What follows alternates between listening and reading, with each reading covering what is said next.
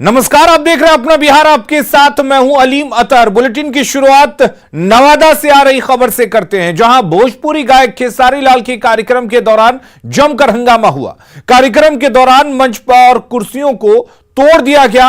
जिले के रजौली में छठ पर्व के अवसर पर आयोजित कार्यक्रम में लोगों ने जमकर बवाल काटा। कार्यक्रम में भोजपुरी गायक खेसारी लाल यादव छोटू छलिया पहुंचे थे। राजनीतिक भाषणबाजी और कुव्यवस्था से नाराज लोगों ने जमकर तोड़फोड़ किया, कुर्सियों को तोड़ डाला। अफरा तफरी के बीच स्थानीय नेताओं के लिए बना हुआ मंच टूट गया, जिसके बाद भगदड़ मच गई। लोग इधर उधर भागकर अपनी जान बचाते नजर आए।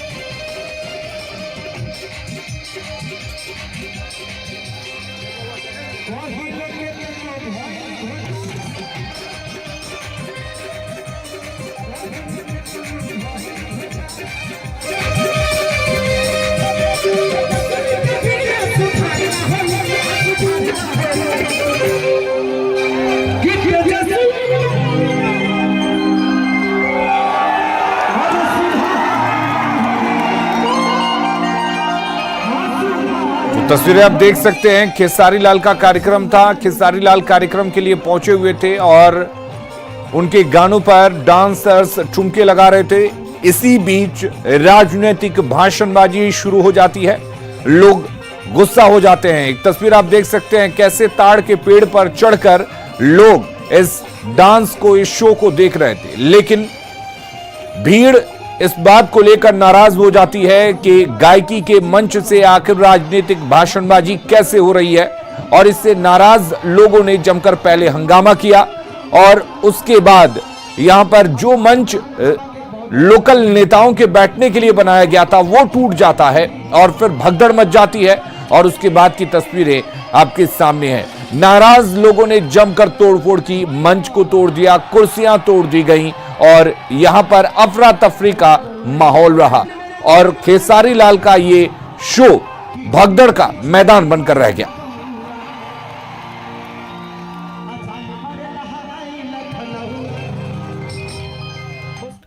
आरा में थाना प्रभारी पर हत्यारों से मिलीभगत का आरोप लगाते हुए लोगों ने हंगामा किया। सोमवार की शाम युवक की हत्या हुई थी, लेकिन आरोपी अब तक गिरफ्तार नहीं किए गए हैं। मृतक के परिजनों ने थानाध्यक्ष पर आरोपी के परिवार से मिलीभगत का आरोप लगाते हुए हंगामा किया।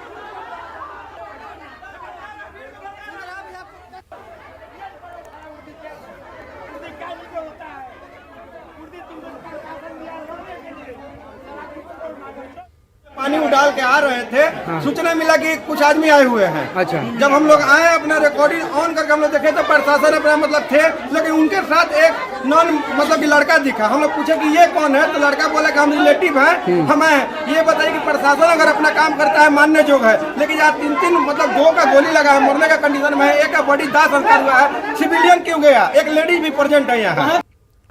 बिहार में शराब माफियाओं के हौसले बुलंद है। मुजफ्फरपुर में 20 घंटे के भीतर दूसरी बार पुलिस पर हमला हुआ। ताजा मामला तुर्की थाना क्षेत्र का है, जहां शराब माफिया के हमले के बाद पुलिस ने कार्रवाई की है और 3 लोगों को हिरासत में लिया है। इससे पहले बीती रात कांटी थाना क्षेत्र में उत्पाद विभाग की टीम पर हमला हुआ था, जिसमें एएसआई समेत 6 जवान घायल हो गए थे। शराब माफिया ने पुलिस की 2 गाड़ियों को भी तोड़फोड़ दिया, जिसके बाद जान बचाकर पुलिसकर्मी वहां से भागे। बताया जा रहा है कि मंगलवार देर रात शराब की जांच में उत्पाद विभाग की टीम पहुंची थी, जिसे स्थानीय लोगों ने घेर लिया और हमला कर दिया। हमले में एएसआई मोहनराम समेत आधा दर्जन जवान जख्मी हो गए। उत्पाद विभाग की टीम को जान बचाकर भागना पड़ा। बाद में उत्पाद विभाग के inspector Abhinav Kumar police force लेकर पहुंचे और लाठीचार्ज कर उपद्रवियों को खदेड़ कर भगा दिया। तो ये 2 तस्वीरें आप देख रहे हैं। दूसरी तस्वीर जहां पर तुर्की थाना क्षेत्र के एक इलाके में पुलिस टीम पर हमला हुआ। उत्पाद विभाग ने 3 को हिरासत में लिया। कांटी थाना क्षेत्र में शराब माफियाओं पर हमला किया गया, जहां पर एएसआई समेत 6 जवान घायल हो गए। तो 2 तस्वीरें इस बात की तस्दीक करती हैं कि मुजफ्फरपुर में किस तरह से शराब माफियाओं के हौसले बुलंद हैं और हौसले भी इस कदर बुलंद है कि वो पुलिस टीम पर हमला कर देते हैं, पुलिसकर्मियों को जख्मी कर देते हैं। और उधर पूर्वी चंपारण में भी पुलिस टीम पर हमला हुआ है। शराब की सूचना पर छापेमारी करने गई टीम पर ग्रामीणों ने हमला कर दिया, जिसमें सिविल ड्रेस में गए पुलिस के साथ हाथापाई भी हुई है। घटना पूर्वी चंपारण के रामगढ़वा थाना क्षेत्र के रघुनाथपुर गांव की है। मिली जानकारी के मुताबिक रामगढ़वा पुलिस को सूचना मिली कि भूजा दुकान में शराब बेचा जा रहा है।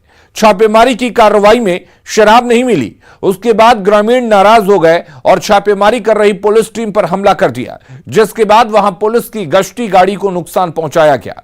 इस दौरान पुलिस की गाड़ी को क्षतिग्रस्त कर दिया गया। भागलपुर में दहेज के लिए महिला की हत्या का मामला सामने आया है। पूर्णिया के रुपौली की रहने वाली नौगछिया के पप्पू शाह के साथ नेहा की शादी हुई थी। नेहा के परिजनों का कहना है कि शादी में सब कुछ दिया गया था, दहेज भी दिया गया था, लेकिन पति और ससुराल वाले लगातार 5 लाख रुपए की मांग कर रहे थे और दिवाली की रात पति, ससुर, सास और ननद ने मिलकर नेहा की जमकर पिटाई की, जिसमें उसके शरीर की हड्डियां तक टूट गई और बाद में इलाज के दौरान उसकी मौत हो गई। हालांकि पति ने दहेज की बात से इनकार किया है। फिलहाल पुलिस मामला दर्ज कर जांच में जुटी हुई है। के रात में थोड़ा झगड़ा लड़ाई किया था। झगड़ा लड़ाई करने के बाद प्रेग्नेंट भी थी। वो प्रेग्नेंट थी, मारपीट सब किया है उसके साथ। उसके मारपीट किया, मारते मारते उसको बेहोश कर दिया। बेहोश कर दिया, उसके बाद वो कैसे गिरी उसको पता नहीं है। पीठ का रीढ़ का हड्डी सब तोड़ दिया मारते मारते। प्रेग्नेंट थी, वो भी खलास हो गया।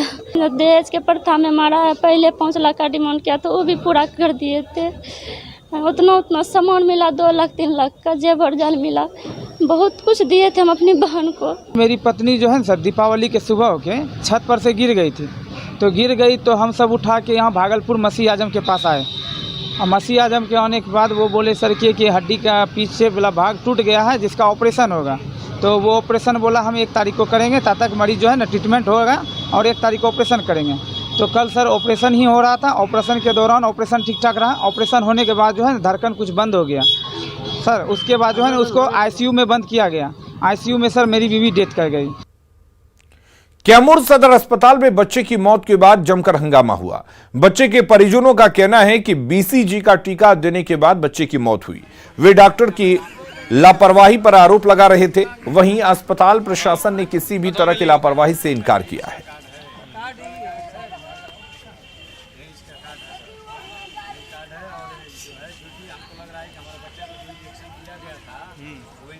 भागलपुर में एक अपार्टमेंट की लिफ्ट में फंसने से एक महिला गंभीर रूप से घायल हो गई। बताया जा रहा है कि महिला लिफ्ट से नीचे आ रही थी, तभी लिफ्ट टूट गया और फर्स्ट फ्लोर के पास आकर फंस गया। काफी कोशिश के बाद भी वहां मौजूद लोग महिला को बाहर नहीं निकाल पाए। इसके बाद फायर ब्रिगेड की टीम को बुलाया गया और लिफ्ट के ग्रिल को काटकर महिला की जान बचाई गई। महिला को गंभीर चोट लगी है और उसका इलाज जवाहरलाल नेहरू अस्पताल में चल रहा है।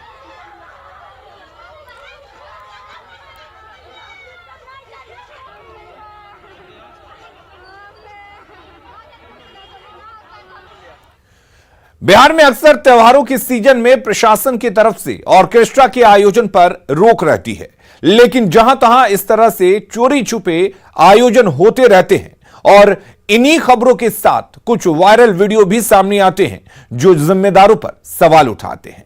ऐसे ही कुछ औरंगाबाद और मुंगेर से वायरल हुआ है। यह रिपोर्ट देखिए। औरंगाबाद में बेकाबू हुए मुखिया जी।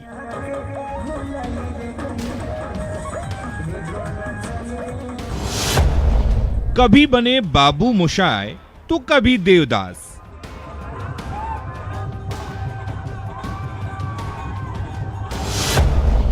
मुंगेर में सिपाही को ठुमके ने किया मजबूर।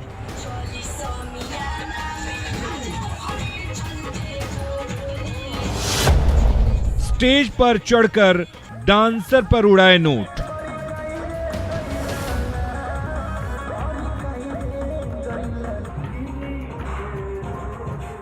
चेहरे पर बेशर्मी की मुस्कान लिए ये हैं औरंगाबाद के हसपुरा प्रखंड के जैतपुर पंचायत के मुखिया जी। पंचायत के लोगों ने इनको मुखिया बनाया ताकि ये जनाब लोगों की सेवा करे, लेकिन मुखिया जी स्टेज पर चढ़कर कमरतोड़ डांस करने में मशगूल हैं। स्टेज पर बारबालाओं से घिरे मुखिया जी इस कदर बेकाबू हो गए कि स्टेज से नीचे उतरने के बाद भी डांसर को नीचे बुला लिया और अश्लील हरकतें करने लगे।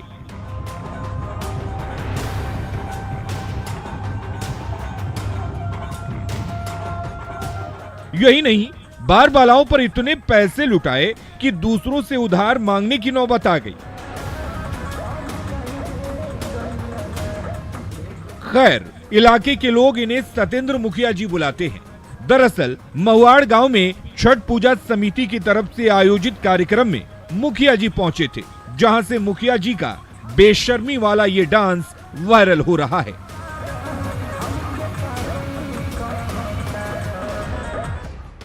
अब जरा मुंगेर से वायरल हो रहे इस वीडियो को देखिए।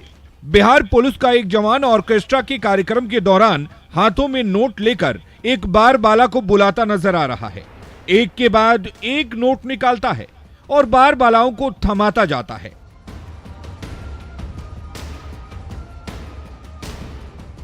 और फिर अचानक पुलिस का जवान स्टेज पर चढ़ जाता है।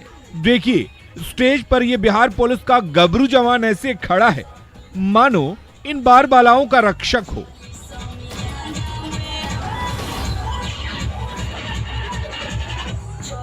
लेकिन भोजपुरी के अश्लील गानों पर बारबालाओं के ठुमके ने जवान के जोश को ऐसा हाई किया कि अपना सरकारी हथियार निकालकर लहराने लगा।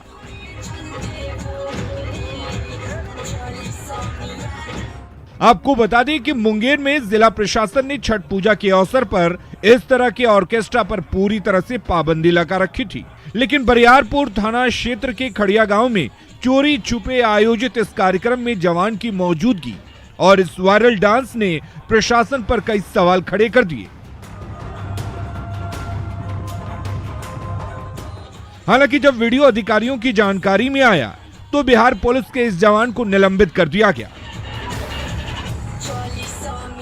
लेकिन ये दोनों वायरल वीडियो वाकई दोनों जिम्मेदारों की भूमिका पर कई सवाल खड़े करते हैं। हालांकि एक तरफ सिपाही जी तो निलंबित हो चुके हैं, लेकिन दूसरी तरफ उम्मीद करते हैं कि कमर हिलाते इस बेशर्म मुखिया जी पर भी जल्द कार्रवाई होगी। न्यूज़ 18 के लिए औरंगाबाद से संजय सिन्हा और मुंगेर से अरुण शर्मा की रिपोर्ट।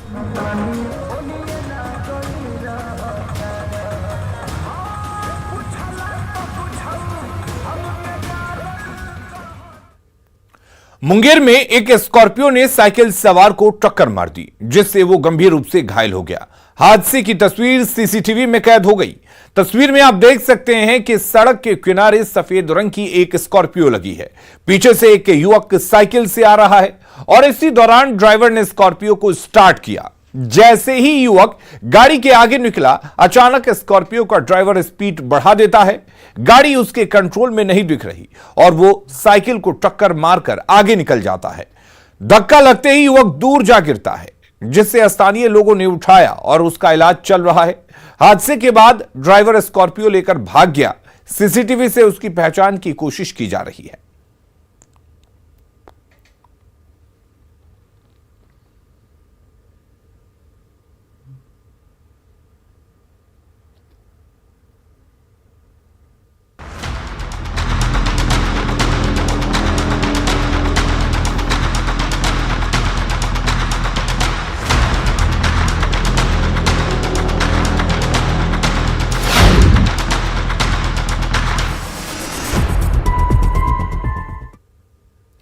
गोपालगंज विधानसभा उपचुनाव के मतदान की तैयारी पूरी कर ली गई है। कल सुबह 7 बजे से शाम 6 बजे तक मतदान होगा।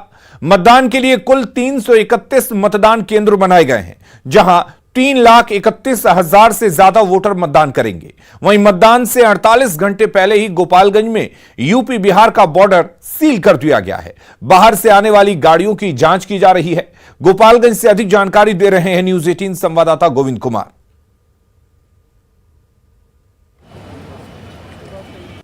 गोपालगंज विधानसभा उपचुनाव को लेकर इस वक्त जो है चुनाव आयोग की ओर से 16 अर्धसैनिक बलों की कंपनियां मंगाई गई है। ये अर्धसैनिक बलों की टीम है जो मतदान केंद्रों पर तैनात होगी। इस वक्त जो है थावे स्थित डिस्पैच हेलीकॉप्टर पर अर्धसैनिक जो बल हैं वो पहुंचने लगे हैं और एक एक मतदान केंद्र पर जो है चुनाव आयोग की ओर से इस बार जो है अर्धसैनिक बलों को तैनात किया गया है ताकि शांतिपूर्ण एवं निष्पक्ष तरीके से मतदान कराया जा सके। कल सुबह 7 बजे से गोपालगंज में मतदान की प्रक्रिया शुरू होगी और शाम 6 बजे तक मतदान होगी। गोपालगंज में कुल 331 मतदान केंद्र बनाए गए हैं जहां पर 3,31,000 जो वोटर हैं वो मतदान करेंगे और इस वक्त गोपालगंज के जो जिला निर्वाचन पदाधिकारी हैं और जो पुलिस अधीक्षक है वो चुनाव कर्मियों को और जो पुलिस बल है अर्धसैनिक बल उन्हें जो है प्रशिक्षण दिया जा रहा है और ये जानकारी दी जा रही है कैसे मतदान केंद्रों पर तैनात होना है।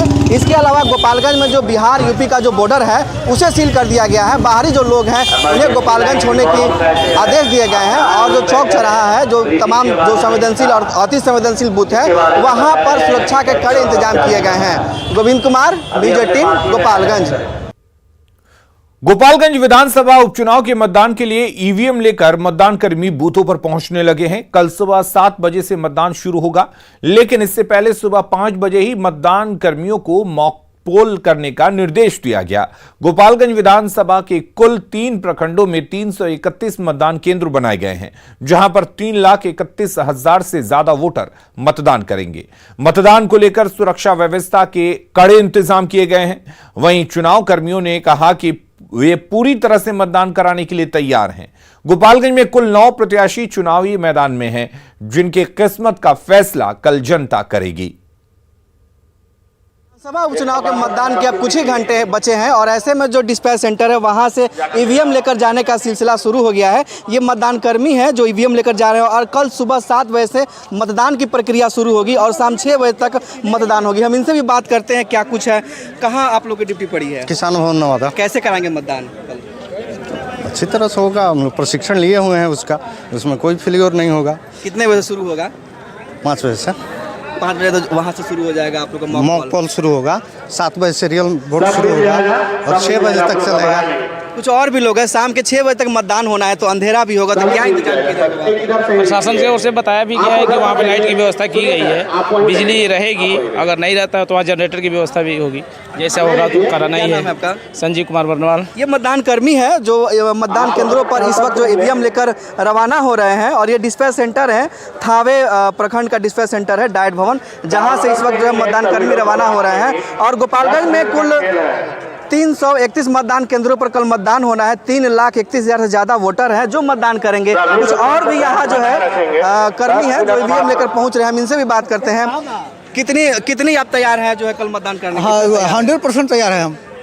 कितने बजे से कल मतदान होगा? मतदान 7 बजे से है, लेकिन मॉक पोल का काम 5:30 बजे से शुरू होगा और 15 मिनट हम वेट करेंगे। 5:45 के बाद हम मॉक पोल कर सकते हैं। क्या नाम है आपका? क्या नाम है आपका? हरिशंकर सिंह हुआ। तो ये मतदान केंद्र के जो ईवीएम है वो लेकर जा रहे हैं और यहाँ सुरक्षा को लेकर भी जो है तैयारी पूरी की गई है और यहाँ चाक चौबंद सुरक्षा भी है। कल सुबह 7 बजे से मतदान होगा और शाम को 6 बजे तक मतदान का आखिरी जो है समय रखा गया है। गोविंद कुमार, न्यूज़ 18। और सीएम नीतीश कुमार और जेडीयू को लेकर बीजेपी सांसद सुशील मोदी के बयान के बाद जेडीयू ने पलटवार किया है।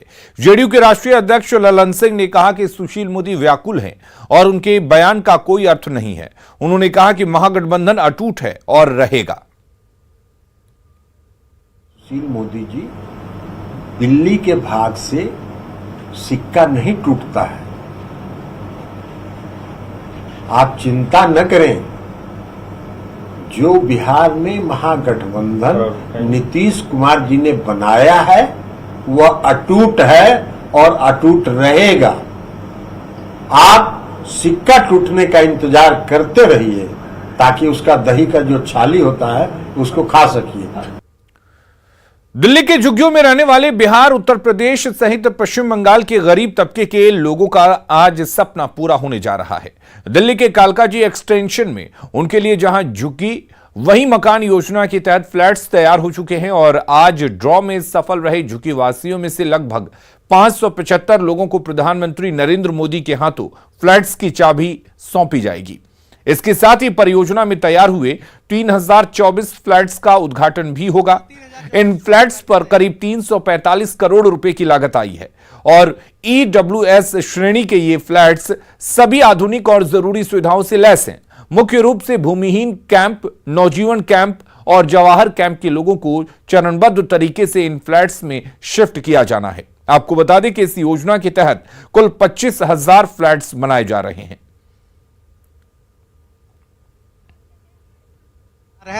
ये पूरी बिल्डिंग जो है स्टील प्लस 14 आरसीसी स्ट्रक्चर की है।